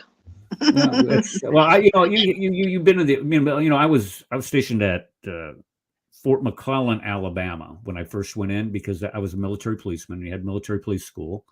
Then I went to Italy. Then when I came back, I went to Fort Bragg. Then from Fort Bragg, I went to Panama. Then I went from Panama to Fort Campbell. From Fort Campbell, I went back to Italy. And then I retired. When I retired, I went back to Fort Campbell. And as soon as I got there, we went to the desert. Then I retired and said, enough of this crap. Let's go. Wow. Yeah. And then, okay, but I was never stationed in Germany. Okay, Slam RN says she was in Germany. What did you do? Okay, you said you were Lance. Okay, Lance. Okay, Lance is those, she drank beer and ate sausages. She went to Oktoberfest over there. Okay, here's okay, let's look at me and my brother was born in Germany. Me and my brother were born in the army base. Which one? Neuburger. It's called Rheinfeld Neuburger. Neuburger? It's not there anymore. Yeah, it's pronounced Neuburger. Yeah, because I have a German friend, well, and it's pronounced Neuburger. Yeah. All those things are closed down over there. I mean, we've drawn down all across the planet after World War II posture. Too expensive. Yeah. Okay. Christian persecution, as we started off with, is at near genocidal levels. This is dated 2019. Okay. And at that time, when we look at when we start talking about Christian persecution, there are Christians that are killed every day. Let's see here. I don't know if they give you the number here, but when we start talking about how many are killed a day, it's about 12 Christians are killed a day. That's just killed. We're not talking about injured. We're not talking about persecuted for their faith. We're not talking about their business being burned down. We're not talking about being harassed on the job or being restricted for their freedoms. That's killed. One of the most famous was at this time was this lady. Her name was Bibi. I can't remember her first name. Oh, there it is. Aisha Biba. There we go. Yeah, she was imprisoned, sentenced to death for it was apostasy, criticizing Muhammad, and she was released. And when they released her, the Supreme Court of Pakistan released her, found her not guilty or whatever it was, and the whole country lost its little flipping mind. They wanted her dead. They were going to lynch her. Yeah. Mm-hmm. So when we look at Christian persecution, and it says that it exists in an atmosphere of political correctness, and that would run contrary to Corrupted government. to this mantra. Well, the media is on the side of it's nothing but propaganda. It's propaganda in the sense that the media is trying to provide cover for Islam. It's like a religion with an affirmative action program is what it's like, where you can't criticize it, and if you do criticize it, what? You're called names. Am I right on that? You're called an Islamophobe or a hater, a bigot, right? Or a murderer. Exactly. A murderer. Yeah, there you go. A hater. And you would think that they would be doing. You would think in our Congress and. Oh, I'm echoing. Not here. You're not. I don't know why. Now there's an echo. Okay, yeah, well, but you would think in our House of Representatives that they would be writing an anti-Christian. Boy, I'm just echoing on my end. Well, back out and come back in. Yeah, back out and come back in. Keep that in mind. I'll write it down.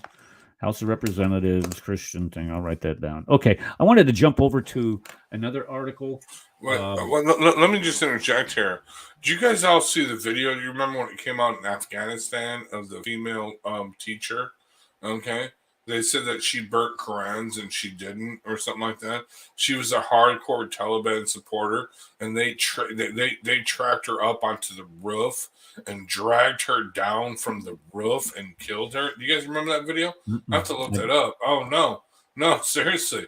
This was, and she's like, why are you doing this to me? I'm with you, Taliban. And they're like, nope, the whole village got her and killed her. And everything they said about her was a lie. What I'm saying is this goes to this Islamicist mentality, which, Kenny, seriously, we will support you. We will fund you on your missionary trip. What I'm saying to you is this, dude, and any moderate Muslim, go out on your missionary, your dogless trip. I mean, seriously, I will fund this. Okay? All right? Okay? Go and convert these Muslims who are doing the things that you say are not Islamic. It should be easy for you to do this because you have the knowledge. Okay? Or you are a student of the knowledge. Go on and do this. Save these people, dude. And save us from being murdered. Save all the Muslims in Afghanistan from what they're going to be, what they are now, and going to be suffering under. Save all the Muslims in Egypt from what they are going to be suffering under. Save all the Muslims in Lebanon from what they are suffering under. Save all the Muslims of Syria from what they are suffering under. Save the Muslims. Forget about the Christians. Save them. Save the Muslims from the guy that persecution. The guy that does the flagship show for the network, Vito Esposito, that's one of his, or maybe it's Al, one of the two, says that he wants to end Islamic violence in order to protect the Muslims from each other. Doesn't he say that a lot? Exactly. Al, that's Al. No, is that Al? Okay. Yeah, Al, and Al is Jewish, so yeah, that's true. If you understand, I mean, it's a personal connection for him, because he's been to Israel, and he works with the United West, and it's very personal. He was there when they attacked in Texas. Him and that's where a lot of my information in my book on the section on freedom of speech comes from. Well, who's doing Damon Rosen? That's right. Yeah, Damon he was Rosen there too. He was the guy that I took the show over from, because he made Aliyah to Israel. Yes. And stopped doing the show. So I started doing this show. So it was Damon Rosen and Al were both there that night at that Draw the Muhammad contest in Garland, Texas. I remember. And they called Gotti, got Gotti out of bed, said, fire up the studio. We got to start broadcasting live because this is going on. And Gotti got all. Do you remember that night when did you hear that show? Gotti lost his. Gotti Edelman is his name. He lost his flipping mind. Don, I'm just saying. No, is it Gotti the Jihadi is what he calls it, because he's Jewish too.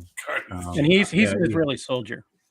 He actually survived a terrorist attack as well. Yeah, he's the real deal. Okay, so when we are talking about Connie, what were you going to say? I was going to say. Good. Yeah. Our House of Representatives should write a Christophobia, bill to try to pass instead of Islamophobia. Well, because we see what the plague is doing. It's killing all the Christians everywhere. So, we need to protect our own house here. So they should be writing a Christophobia law to pass, to where if you make fun of Christians, then what the Muslims want to do to us, that it comes upon them. But okay, here's why I would disagree with you. Is because I'm just basically batting the ball back to them. You know what I mean? Yeah, I see what you're saying. Yes, but right. Yeah, I get that, but I would never advocate for a Christophobia bill of any type of criticism of any religion of any type. And the reason why is that our country's foundational principles are based on freedom of speech. And if you cannot adhere to those core principles that our country is founded upon, and you start writing laws that are antithetical to that, then I would, you can't. I mean, you can't do. That's not our character. That's not our nature. But when you try to insert something that is a foreign culture, a foreign nature into Western civilization, like Islam, this is why you get people wanting to write laws to prevent criticism of the religion. Why? Because that's inherent in their culture, that's inherent in their religion, and their laws within the Sharia. I don't want Sharia in this country in any way, shape, or form. Well, like Kenny says, it's already here. So the thing is her writing this, she's going against the Constitution. She's wanting that Islamophobia bill, to finally pass in the Senate. Well, that's going against our Constitution. So it's like, okay, well, tit for tat then. Y'all aren't looking at the Constitution, then we need to protect ourselves. You see what I mean? That's why I say that. Yeah, I understand. And I know you do. I know you do. But it gets me ticked off, because it's like, if you come in this country, we saved her whole family. Ilhan Omar. We saved her whole family from that tyranny going on. Yes. Actually, Paul and I were talking about her prior to the show when we were talking about government corruption. There was an article that was posted this morning that the restaurant that she frequents all the time and is real cozy with the owner, where she had her celebration party after she was elected to her first term in Congress, is under investigation or indictment for defrauding the government of COVID funds that were meant to purchase meals for kids affected by COVID. That's what a bunch of scumbags are. And this is this is what she is. I mean, this is the people that. Well, I hope she does get indicted. Is anybody pushing it right now? Wait, hold on. No, there's nobody nobody pushing it right now, for one, because the Republicans do not have the gavel. Once you get the gavel, okay, then you can decide, okay? All right? But that's point number one. Point number two is the bureaucrats, they have an escape clause, because, first of all, they're federally unionized, which is horrible. Now, I'm not anti-union, okay? I'm not anti-union. But these are federal unionized employees, so they are negotiating against the good faith of the United States people. That's another point.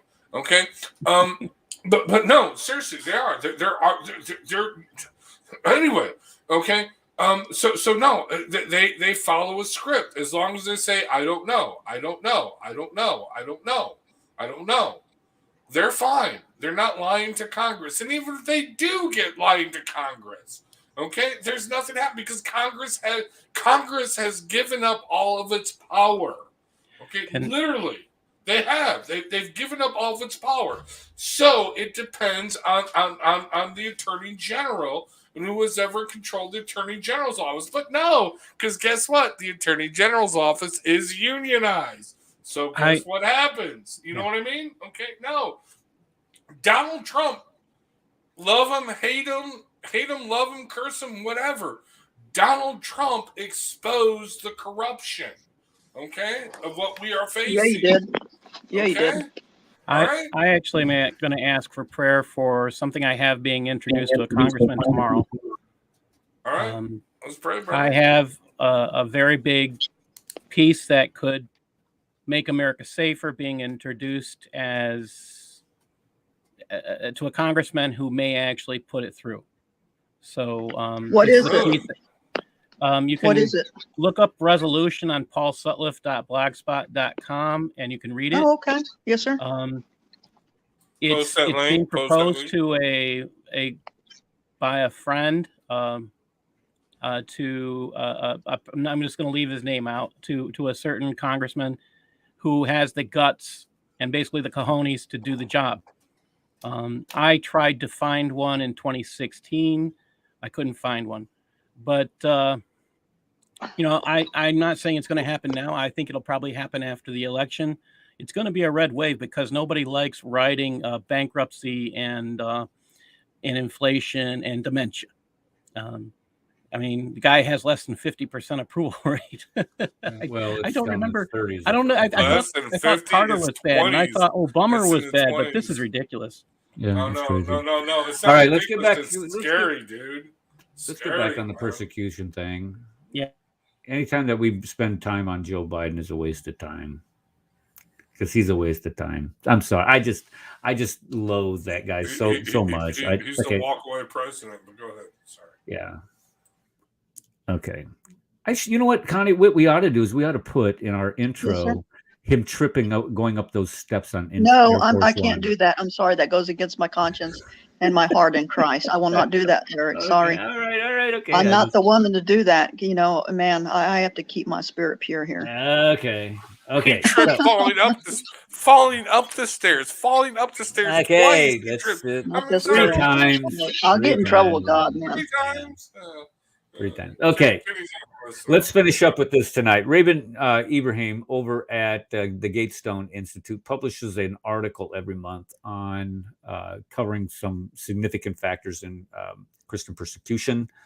If you look here, first bullet is days before Christmas. Muslim cleric told his congregation following mosque prayers that wishing non-Muslims a Merry Christmas is like congratulating murderers and pedophiles. The Imam concluded by calling on Allah to give strength to Islam, and Muslims to humiliate infidels, polytheists, to destroy the enemies of our religion, and to annihilate heretics and atheists. Now that is a religious leader doing this. Kill and destroy, asking God to kill and destroy other human beings. Here's a quote from a Muslim confronting a Catholic procession in France. Get lost. This France is not your country anymore. Over here in Mozambique, somebody else is evidently confused by the Islamic religion. After decapitating a Christian pastor, ISIS-linked Muslims handed the pastor's severed head to his widow and ordered her to deliver it to the police.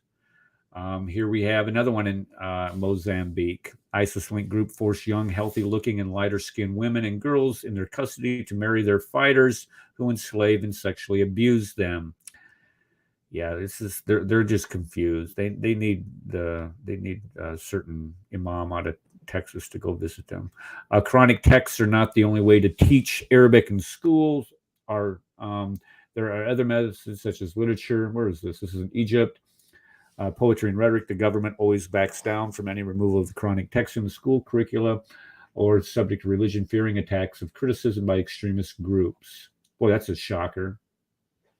Okay, and then what he does is he just breaks it down by continent and country. You got Russia here, all these, Istanbul, that's Turkey.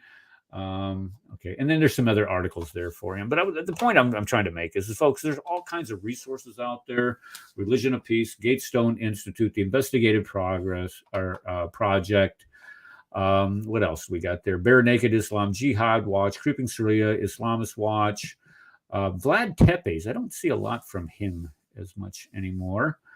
But anyway, there's all kinds of other websites out there that can keep you up to date on all of this, the persecution. Voice of the Martyrs is one. There's another organization out there. I think it's called the Persecuted Church or something on those lines. Is our church, the church that I go to. We support Voice of the Martyrs with. We buy what are called action packs. There's $30, and they provide a Christian family enough food, some of the basic necessities, like toilet paper, toothbrush, toothpaste, soap, laundry detergent, things like that every month. So you folks, if you could ever go to that site, I have it listed in the show notes. Click on there, and if you ever felt led to give them any amount of money, it goes to a good cause. Okay, let's go around the horn and end it for the night. Let's just start at the bottom here with Ed Van Halen. Ed, you're kind of in and out. I don't know if you want to any words for the wise here at the end. If not, that's okay.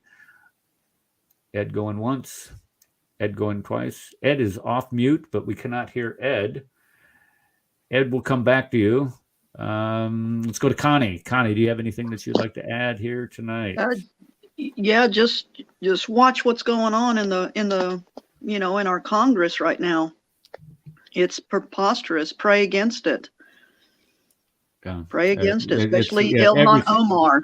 Everything they're doing up there is just absolutely ridiculous. It's just, if there was ever a set of laws, ever a set of policies that could be invented that would hurt the United States, and if they were implemented, you could see a quick destruction to our economy, destruction to our culture. They've done it, and they're doing it. Yes, they've done it in 12 months. Yeah, okay. Look at our truckers right now. Yeah. Isa Kabir, Dr. Isa Kabir. I think he just likes to hang out with us. He doesn't do a lot of talking on Tuesday evenings. That's okay. Let's go to the Dr. Radical Moderate. Do you have any last parting words? Yeah, so on another note, let's all look for the trucker US version of what's happening in Canada. Let's support our Canadian truckers that are fighting for freedom. But there is going to be something I am trying to. I have made inroads, but I'm trying to get on the planning commission on this. They are looking at sometime in March to do this in Washington, D.C. Even if you are not a semi-truck driver, it doesn't matter. By the way, make contact with Tim Lutz. I've been reaching out to him. But that's beside the point. You can still show up. Anyway, if it does happen, seriously, we need bodies on the street no matter what. In all the protests, whatever, demonstrations, or just celebrations of freedom. Let's call it a celebration of freedom. Okay, be there, Washington, D.C. No Confederate no Democrat flags, I should say, Confederate flags, also known as Confederate, but no Democrat flags welcome, and definitely no Nazi flags either. I am just saying. Well, so you always have these people that are they pose as protesters to give everybody else a bad name, and it's ridiculous. Okay, so what the Canadians did, they actually had a contract that they had to sign, blah blah blah. A list of things that they do. But I am advocating for, with the leadership that I'm kind of making contact with, that we have a lanyard and a badge and an ID number, okay, where we swear that we will not fly the Nazi flag, like none of us ever would anyway. But and we will not fly. I hope none of you will fly that. Exactly, burn alive offensive.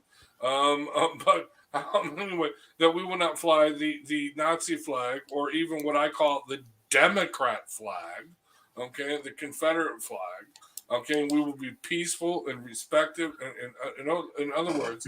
But you we're down to 90 seconds, Red. Okay, anyway, look out for that. But also, 90 seconds. Let's try and go to the Kenny and David Wood debate. We'll talk about it. Just hanging with David Wood, We'll talk about it offline. We'll talk about it offline. All right, George. You got anything, George? Yes, thank you. Since we went live, Acts 17 came with a report that a pastor in Pakistan 60 seconds. was murdered today, apparently. And Where is this? In Pakistan. Pakistan. A Christian I think I pastor. read something about that. Yes, I did see Yeah. something on that. It just came up while we were on. So I want everyone to see that regardless of what they say, the persecution and murder and elimination of Christians, it's not by accident. It's systematic. Once they have a dominant position, they must kill the source of truth. They can never kill God's truth. It will never happen. But this is what Satan has put in the hearts of these evil people. 10 seconds. I agree with it. Puts it in. He does it through the. It's systematic. It's not arbitrary. I just want everyone to see that. Okay. All righty, George. Thank you, sir. Blog Talk Radio says that we have 10 seconds left. What do you think, Paul? We tell Blog Talk Radio to stick it.